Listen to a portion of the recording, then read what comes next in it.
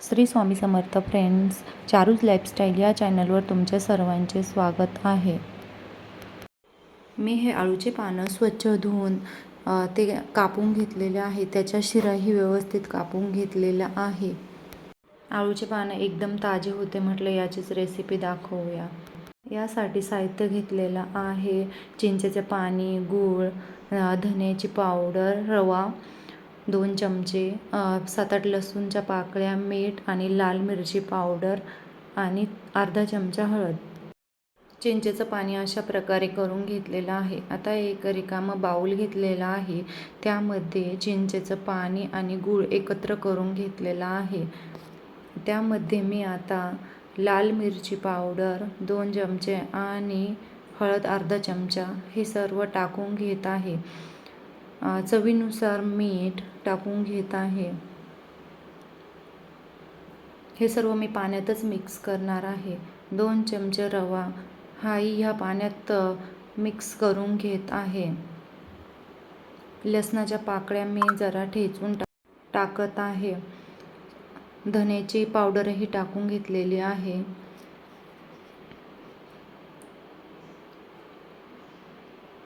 हे सर्व टाकून व्यवस्थित पहिले मिक्स करून घेऊया. व्हिडिओत दाखवल्याप्रमाणे असे मिश्रण बनते. यामध्ये आपण आता पीठ टाकून घेऊया.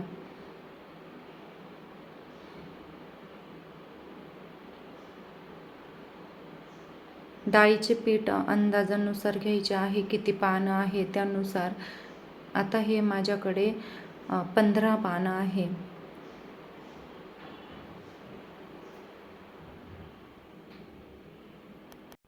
हे सर्व मी व्यवस्थित मिक्स करून घेत आहे. आणि हे मिश्रण थोडे घट्टच ठेवायचे आहे, त्यामुळे ते पानांना व्यवस्थित चिटकते.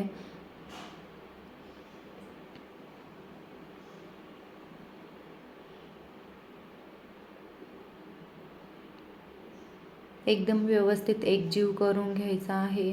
किंवा पातळ वाटत असेल तर थोडं पीठ अजून टाकून घ्यायचं आहे, पण हे पीठ एकदम घट्टच ठेवायचं आहे. या प्रकारे भिजवून घ्यायचं आहे. तुम्ही बघू शकता किती घट्ट आहे ते. त्यामध्ये मी तीळ विसरले होते, तर मी तीळही टाकून घेत आहे. आणि थोडा हिंगही टाकून घेत आहे त्यामध्ये.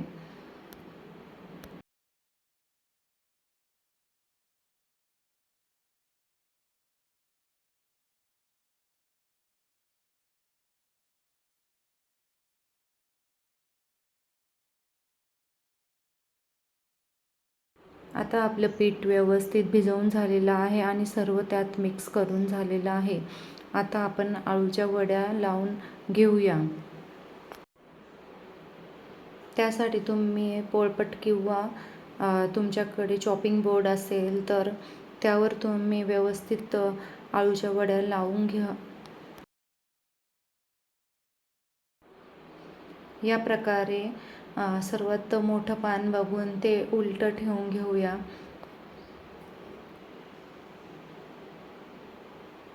व्हिडिओत दाखवल्याप्रमाणे असं थोडंसं हातावर पीठ घ्यायचं आणि ते पानाला या प्रकारे लावून घ्यायचं आहे. पीठ व्यवस्थित घट्ट असलं की या प्रकारे व्यवस्थित पानाला चिटकतं. असं सर्व पानाला लावून घ्यायचं आहे.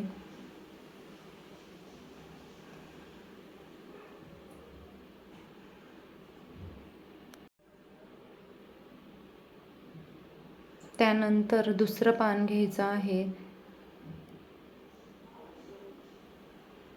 ते पान त्यावर या पद्धतीने उलटं ठेवायचं आहे.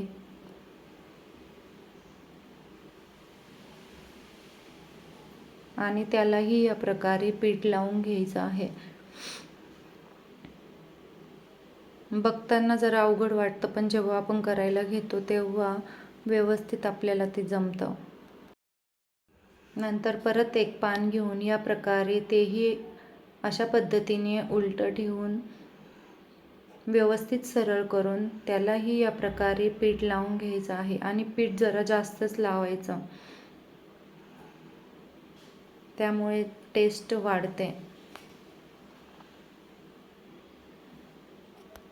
अशा प्रकारे आपण सर्व पानांना पीठ लावून घेणार आहोत.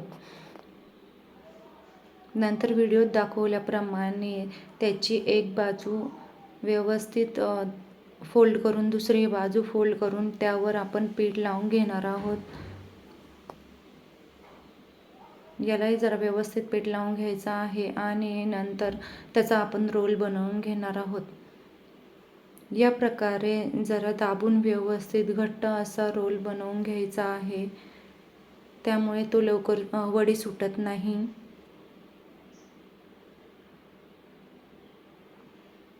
अशा प्रकारे आपल्या आळूची रोल तयार झालेला आहे. हा आता वाफवण्यासाठी तयार आहे आणि त्याला बाजूनीही थोडं पीठ लावून घ्यायचं आहे.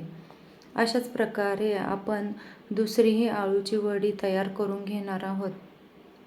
त्याच पद्धतीने व्यवस्थित पीठ लावून घेणार आहोत. परत दुसरं पान उलटं करून टाकणार आहोत. त्यालाही या प्रकारे पीठ लावून घेणार आहोत. तीच प्रोसेस सर्व पानांना व्यवस्थित करायची आणि अशाच प्रकारे आपण दुसरीही आळूची वडी तयार करून घेतलेली आहे. याच प्रकारे आपण सर्व आळूच्या वड्या तयार करून घेणार आहोत.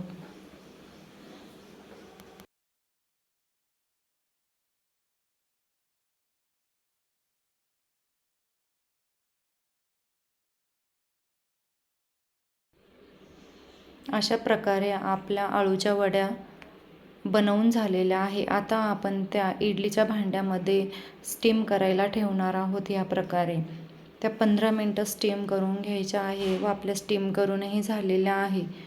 त्यानंतर 15 ते 20 मिनटं थंड करून घ्यायच्या आणि व्हिडिओत दाखवल्याप्रमाणे अशा पद्धतीने त्या कापून घ्यायच्या. तुम्ही बघू शकता किती व्यवस्थित आळूच्या वड्या आपल्या तयार झालेल्या आहे. या प्रकारे मी सर्व आळूच्या वड्या कापून घेतलेल्या आहे आणि आता मी त्या तळूनही घेत आहे. पहिले गॅस फास्ट ठेवायचा व नंतर कमी फ्लेमवर त्या अशा कुरकुरीत तळून घ्यायच्या आहे.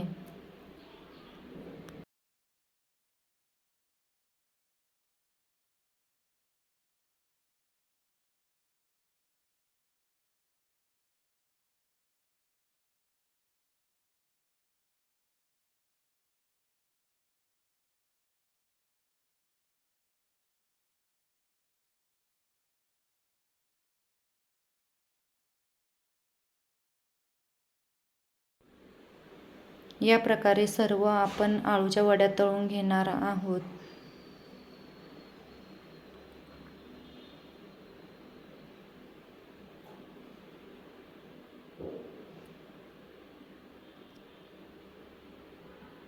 तर व्यवस्थित तयार झालेल्या आहे आपल्या आळूच्या वड्या. तुम्ही बघू शकता कलरही किती छान आलेला आहे. व्हिडिओ आवडली असेल तर लाईक करा, शेअर करा आणि चॅनलला सबस्क्राईब करा. थँक्यू.